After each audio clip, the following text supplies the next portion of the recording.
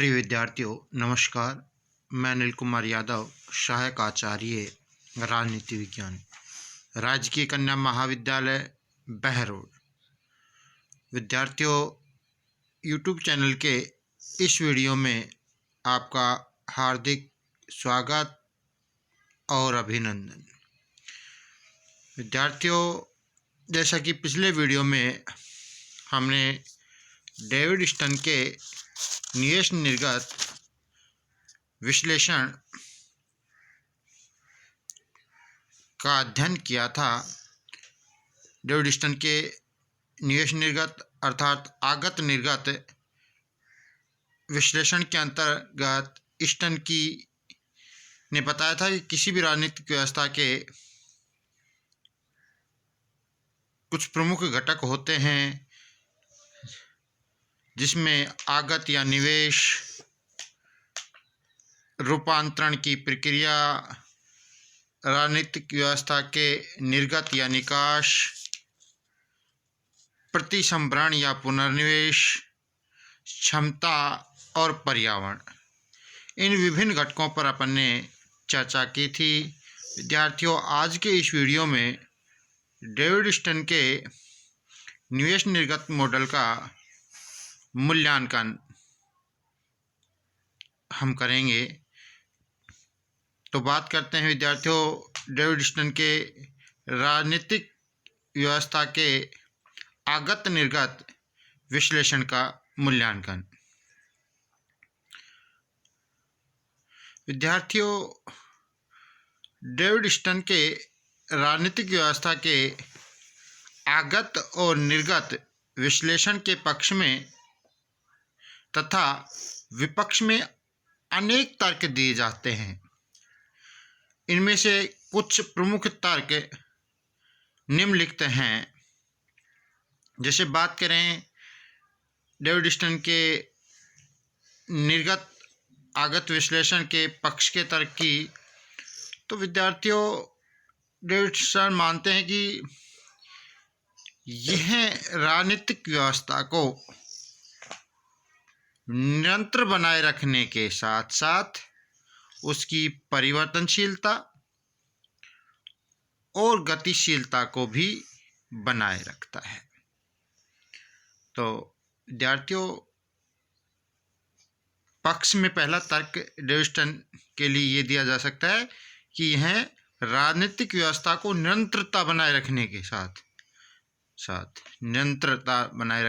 Continuity बनाए रखने के साथ साथ उसकी परिवर्तनशीलता और गतिशीलता को भी बनाए रखता है।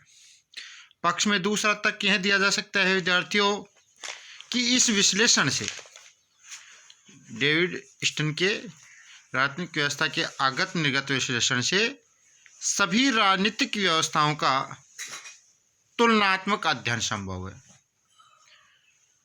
दो या दो से अधिक राजनीतिक व्यवस्थाएं हैं, उनमें आपस में इस विश्लेषण के माध्यम से तुलना विद्यार्थियों की जा सकती है। तीसरा तर्क विद्यार्थियों हम यह दे सकते हैं कि डेविड स्टन का आगत निर्गत विश्लेषण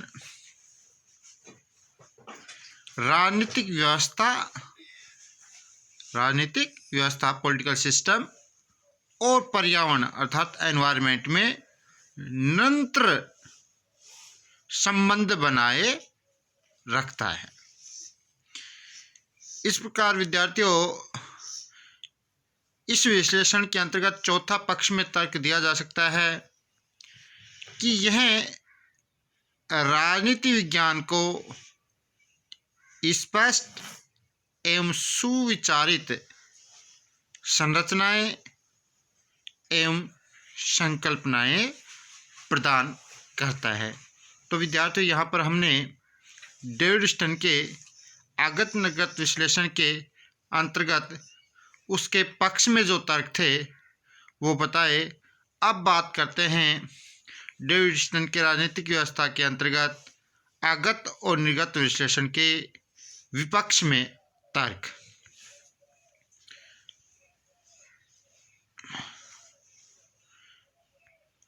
विद्यार्थियों, विपक्ष में तर्क हैं नंबर 1 पर कि स्टर्न ने न केवल व्यवस्था संचालन के अध्ययन पर ही बल दिया, बल्कि व्यवस्था का उल्लेख किए बिना, अगर किस प्रकार की व्यवस्था है का उल्लेख किए बिना ही उसके कार्यों अर्थात आगत और निर्गत पर बल दिया। तो इसकी आलोचना में या विपक्ष में यह तर्क दिया जाता है कि डेविड स्टर्न ने न केवल व्यवस्था के संचालन के अध्ययन पर ही बल दिया, कि डेविड स्टर्न व्यवस्था के संचालन पर ज़्यादा बल देता, ये नहीं देखता किस तरह की राज व्यवस्थाएँ हैं, किस तरह की राजनीतिक व्यवस्था है, बल्कि व्यवस्था का उल्लेख किए बिना किस प्रकार का सिस्टम है, उस व्यवस्था के द्वारा जो कार्य किए जाते हैं अर्थात उसके आगत और निर्गत पर बल दिया है।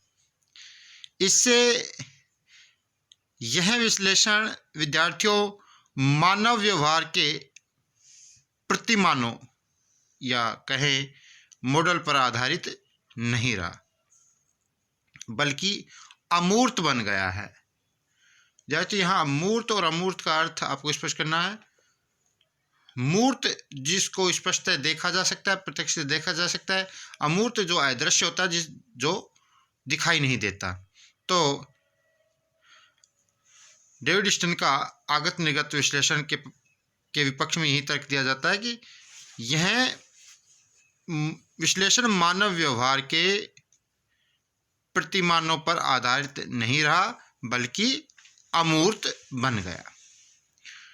दूसरा तर्क इसके विपक्ष में यह दिया जा सकता है कि विद्यार्थियों कि इस विश्लेषण ने,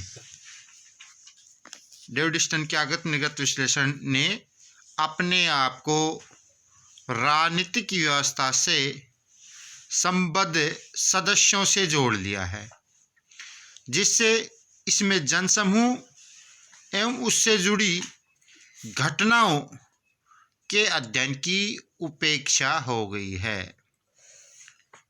तो विद्यार्थियों, दूसरे विपक्ष के तर्क में हमने देखा कि इस विश्लेषण ने अपने आप को राजनीतिक व्यवस्था से संबद्ध सदस्यों मात्र से ही जोड़ लिया है, जिसके कारण इसमें जनसमूह एवं उससे जुड़ी घटनाओं के अध्ययन की उपेक्षा की गई है। अब बात करते हैं विद्यार्थियों तीसरे पॉइंट पर। विपक्ष में तीसरा तर्क है कि आगत निर्गत विश्लेषण में प्रतिसंभरण की अवधारणा है वो बनावटी है। बताया कि डेविड स्टर्न के आगत निर्गत विश्लेषण में जो फीडबैक अर्थात एंटी फीडबैक जो कहते हैं, जिसको प्रतिसंभरण, एंटी फीडबैक प्रतिसंभरण की अवधारणा बनावटी है, नकली है, उसमें कोई वास्तविकता नहीं है। अब बात करते हैं अगले तर्क पर विद्यार्थियों कि यह विश्लेषण यथा स्थिति का समर्थक है, परिवर्तन या गतिशीलता पर बल नहीं देता, जो है जैसा है उसी पर बल देता है। अर्थात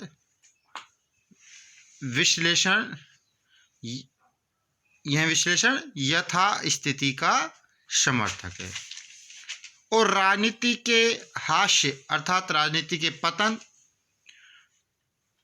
तोड़फोड़ की राजनीति व राजनीतिक व्यवस्था के विघटन जैसे विषयों की ओर ध्यान नहीं देता।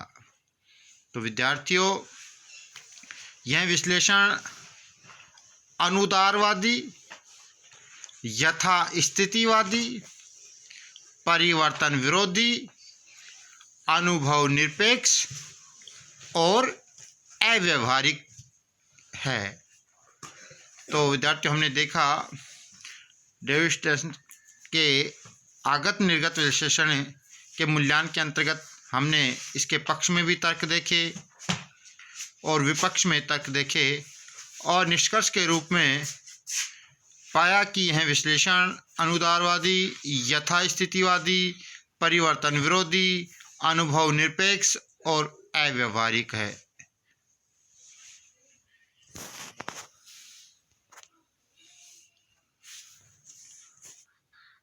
धन्यवाद विद्यार्थियों।